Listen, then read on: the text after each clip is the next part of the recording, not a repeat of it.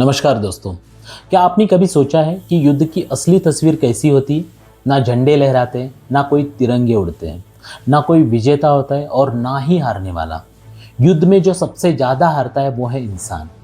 आज की ये कहानी ऐसे ही युवा सैनिक की है जिसने देशभक्ति में डूबकर जंग में कदम रखा और फिर धीरे धीरे खुद को खो दिया। कहानी है पॉल बॉमर की। कहानी है all Quiet on the Western front की। लेखक है एरिक रेमार्क। एक ऐसी किताब जो आपको युद्ध के उस सच से मिलाएगी जिसे दुनिया अक्सर नज़रअंदाज कर देती है। पॉल बॉमर एक 19 साल का लड़का, स्कूल में पढ़ता था, कविताएं लिखता था, सपने देखता था। एक दिन उसके स्कूल के शिक्षक कैंटोरेक ने देशभक्ति से लबरेज भाषण दिया। तुम सबको फौज में जाना चाहिए, ये गर्व की बात है। और उस जोश में पॉल और उसके सभी दोस्त क्रॉप, मलर, लीर और यहाँ तक कि बहम फौज में भर्ती हो गए। उन्हें लगा हम बहादुर बनेंगे, हीरो बनकर लौटेंगे। मगर किसी को अंदाज़ा नहीं था कि जिस ट्रेन में वो सवार हुए हैं वो उन्हें ज़िंदगी से कहीं दूर ले जाएगी। ट्रेनिंग कैंप में उनकी मुलाकात होती है हेमेल्स्टॉस से, एक अहंकारी और कठोर ऑफिसर। वो उन्हें इंसान नहीं मशीन बनाने पर तुला था। सख्त आदेश, बेइज्जती, सजाएं, हर चीज़ ने पॉल के भीतर की मासूमियत को धीरे धीरे ख़त्म कर दिया। वो लड़का जो कभी कविताएं लिखता था अब बिना सवाल किए बंदूक चलाना सीख रहा था। उसे अब डर नहीं लगता था क्योंकि अब उसके भीतर डरने के लिए कुछ बचा ही नहीं था। उन्हें ज़मीन पर रेंगना सिखाया गया, गालियों के साथ खाना खाना, ठंड में खड़ा रहना, हर वो चीज़ जो उन्हें अंदर से खोखला कर दे। पॉल को धीरे धीरे एहसास हुआ कि युद्ध सिर्फ हथियारों से नहीं, मानसिक स्थिति से भी लड़ा जाता है। जब पॉल और उसके दोस्त फ्रंट लाइन पहुंचे तो उन्हें पता चला कि युद्ध जो उन्होंने किताबों में पढ़ा था वो बिल्कुल वैसा नहीं था। चारों ओर कीचड़, खून, चीखें और लाशें। हर बम धमाके के बाद जमीन कांपती थी और उनके मन में डर बढ़ जाता था। बिना खाना खाना, बिना नींद, बिना चैन, बस एक ही सवाल, क्या मैं कल तक जिंदा रहूंगा? उन ट्रेंचेस में बैठकर पॉल ने जिंदगी के मायने बदलते देखे। वेस्टर्न फ्रंट पर पहुंचने के बाद उन्होंने देखा एक ऐसा नरक जहां जिंदा रहना ही एक चमत्कार था। चारों ओर बारूद की गंध, कीचड़ से सने हुए शव, जमीन में धंसे हुए सिपाही। हर वक्त मौत सिर पर मंडराती थी। बॉम्ब्स के धमाकों से पॉल और उसके साथी सिर्फ बाहर से ही नहीं, भीतर से भी बिखरने लगे। उन ट्रेंचेस में हर रात उन्हें अपनी मौत के करीब ले जाती थी।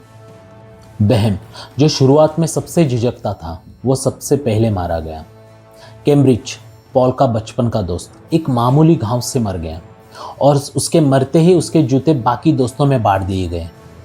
युद्ध में मौत इतनी आम हो गई थी कि इंसान के शरीर से ज़्यादा कीमत उसकी जूतों की हो गई थी। पॉल हर दिन अपने दोस्तों को मरते देख रहा था। कैटजिंस्की, जिसे सब कैट कहते थे, उनका सबसे बड़ा सहारा था, लेकिन एक दिन वो भी नहीं रहा। पॉल अब अकेला था, बाहर से भी और भीतर से भी। कुछ हफ्तों बाद पॉल को छुट्टी मिली। वो घर लौटा, लेकिन उसका अपना घर अब उसे अजनबी लगने लगा। माँ बीमार पड़ी थी, पिता सवालों में उलझा था और पॉल वो कुछ महसूस ही नहीं कर पा रहा था। वो लोगों की बातों से कटने लगा क्योंकि किसी को भी समझ में नहीं आ रहा था कि युद्ध ने उसके अंदर क्या तोड़ दिया है। अब वो घर में नहीं, सिर्फ ट्रेंचेस में जिंदा था।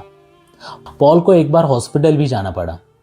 वहां उसने देखा कैसे सैनिक अपने पैर, आंखें, यहां तक कि अपनी यादें भी खो चुके थे। कुछ लोग हर रोज मरते थे, कुछ धीरे धीरे जीते जी मरते थे। पॉल खुद भी अब डर से बाहर आ चुका था।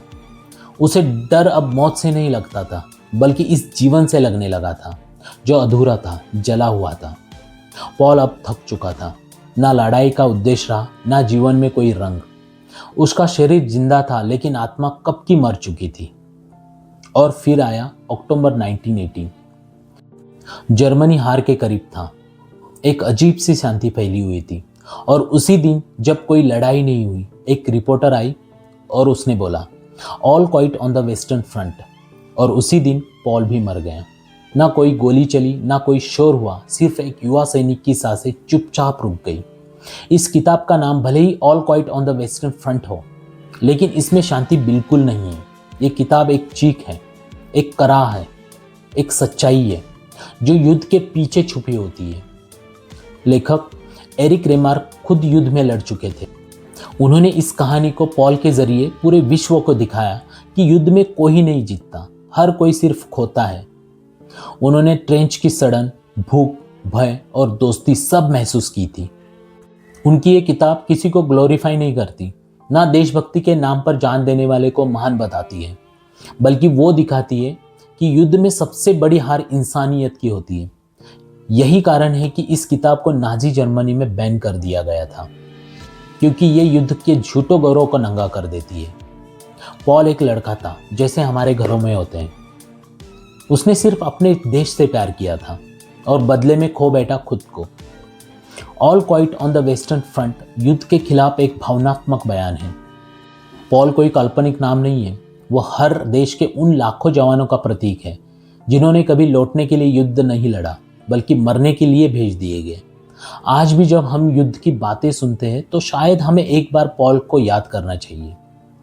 अगर ये कहानी आपको कुछ सोचने पर मजबूर कर गई हो तो इस वीडियो को लाइक कीजिए, अपने दोस्तों के साथ शेयर कीजिए और हमारे चैनल को सब्सक्राइब ज़रूर कीजिए।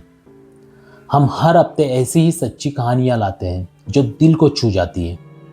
मिलते हैं अगली किताब की दुनिया में। तब तक पढ़ते रहिए, सोचते रहिए और बने रहिए बुक टॉक्स के साथ। धन्यवाद। Happy reading.